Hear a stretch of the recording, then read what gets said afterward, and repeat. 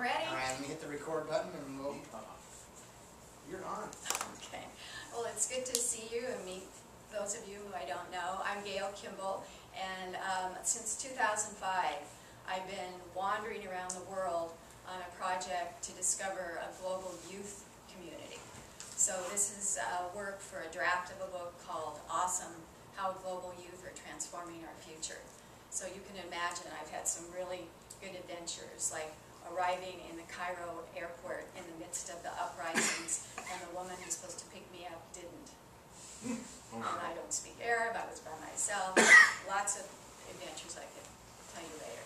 Anyway, so the main finding is that there is a global youth community, which really surprised me because I thought nationality is going to be the big difference. But I found the big difference is urban middle-class youth and rural youth who live in a completely different era.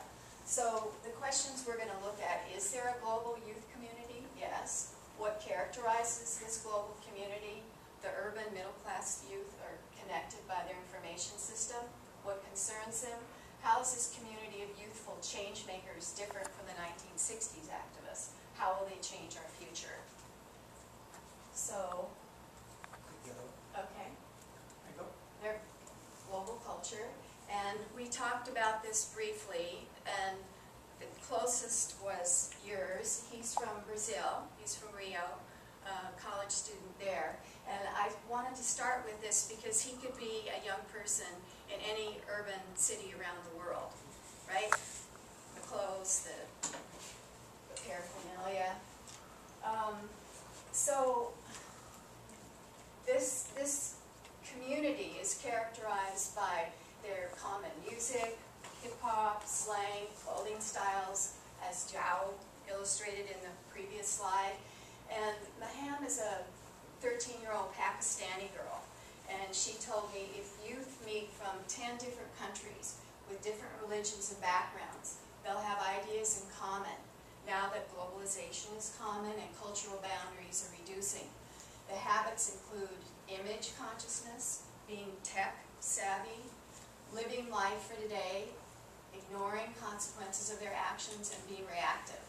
I feel most of them have complaints about restrictions on them. This is typical adolescence, right? And problems with how their parents don't get them right. I certainly do believe there's a global youth. All the youth can stand together and fight against the differences. So that's kind of the evidence of global community. What are the characteristics? A recent marketing survey of 15,000 young people from 24 countries found that they believe in this global community of youth. They're aware of it, they're aware of global issues, they're tolerant, and they want to share and connect. So it's a very network generation. And when I was in New Delhi, where Indian women have the most comfortable clothes in the world, a young woman named Nini told me that we've been influenced by Western culture because of the media. Youth are not as reserved due to Westernization. We have the freedom to go out and study and establish a profession, and while my mother's generation married at 20, more women are aware of women's rights. And she pointed to TV as a way to educate and motivate women. She said people in the past were more involved with the extended family. Now we're more a nuclear family, although her uncles live below them. And she said we're so busy, we have trouble getting together as a family. And she said we're more money-oriented instead of values. This has been an accusation of this generation. They're materialistic and consumer-minded, but in my surveys of over 4,000 young people, they want to have money, but they don't think it leads to happiness. So they don't value it as the end-all and be-all. And their main concern was they wanted to do good. So I feel very hopeful about this generation. She said we're influenced by the internet. As kids, we were more likely to go out and play, and now kids do the game things and gain weight. Little kids know the world because of the internet. And a recent marketing survey of 4,000 kids, just 6 to 12, they were very informed about global issues, especially the environment and the economy.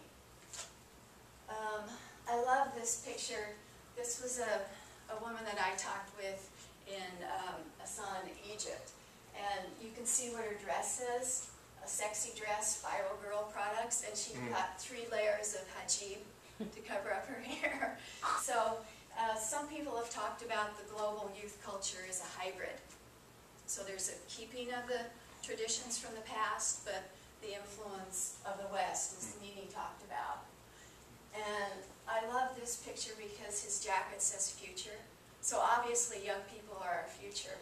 And it's important to know what's on their minds and to include them and learn about this global community. These were boys in a subway in Shanghai. And the average world citizen is represented by this photograph. So the average person in the world is a young Chinese male. So what's on their mind? What characterizes this generation that's shaping our future? They're the largest, best educated, the healthiest generation in history. But to me, the big issue is the widening gap between the rich and the poor. And so we know that about 40% of the world lives on $2 a day or less. And food prices and fuel prices are increasing. So what happens is people have access to media. They see what the possibilities are. There's rising expectations, increasing gaps. So this just leads to frustration and anger. And I was really interested in learning about one of these illiterate rural girls. So we interviewed her. And the interview is available on my blog on WordPress. And I suggest you read it because it's very moving. And she has no power over her life, no fun, can't read the Quran. And the university student named Hassan, who interviewed her for me, he asked her, when have you felt most loved? And she says, never. My parents just complain about lack of money and work, and her father's a day laborer. She met her fiance once. She has no say over whether she's going to marry him or not. It's a given. And so because of her, we started a literacy program. So Hassan goes to the villages and teaches the illiterate young people, which has been very exciting because I've been able to Skype with some of them and hear what their concerns are. So one of the girls asked through Hassan, why do the Americans pick on the Pashtun people? Why do they kill us with the drones? I said, they're not picking on the Pashtun people, they're aiming at the Taliban. But it's a difficult issue. Here's Vishal. And you can see she doesn't look overjoyed. This gap that we've talked about between the rich and the poor, increasing in our country as well as other places around the world, and the influence of the media that lets people know about these sparkly lives. A lot of people in my surveys mentioned Paris Hilton. They knew about her around the world. They know about Michael Jackson. So young people have the highest unemployment rate in the world. And it's true in the Arab world, especially for college-educated youth. So this middle-class, educated, unemployed youth is a tinderbox for revolution. So that's what we saw starting in 2010, 2011. And as you know, it went from Tunisia to Egypt to Yemen to Spain, Greece, Israel to Chile, the US, Russia, and most recently to Turkey and Brazil. So this is definitely a youth-led revolution, a global revolution, and I think the underlying cause is the educated middle class frustrated by their lack of economic opportunities. So that's going to be one of the key issues in our future that's stemming, bubbling out of this global youth community.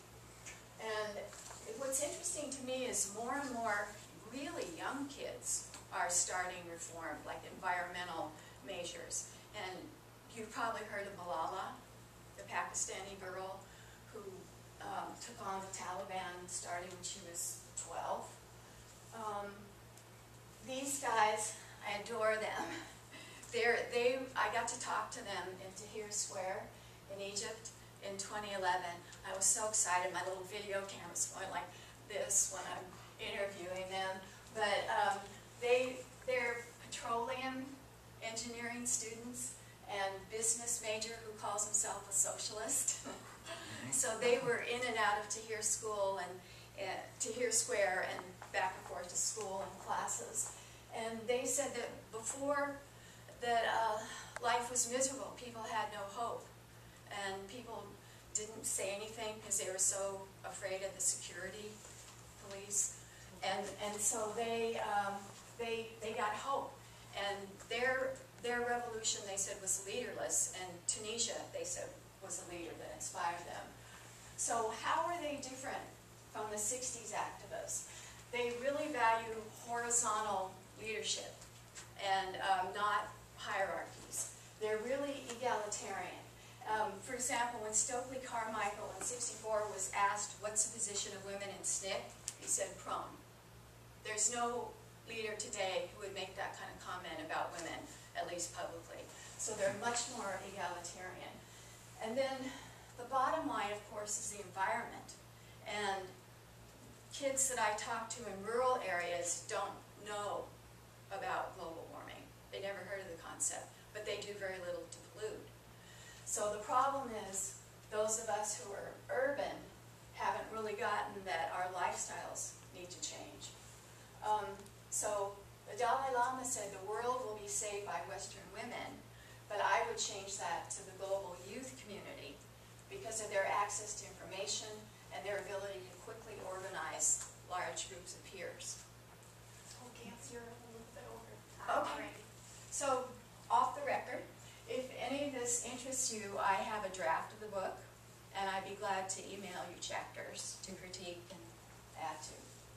Yeah. And there's pictures of our literacy project here. Okay. Great. Thanks. Thank you. Thank you.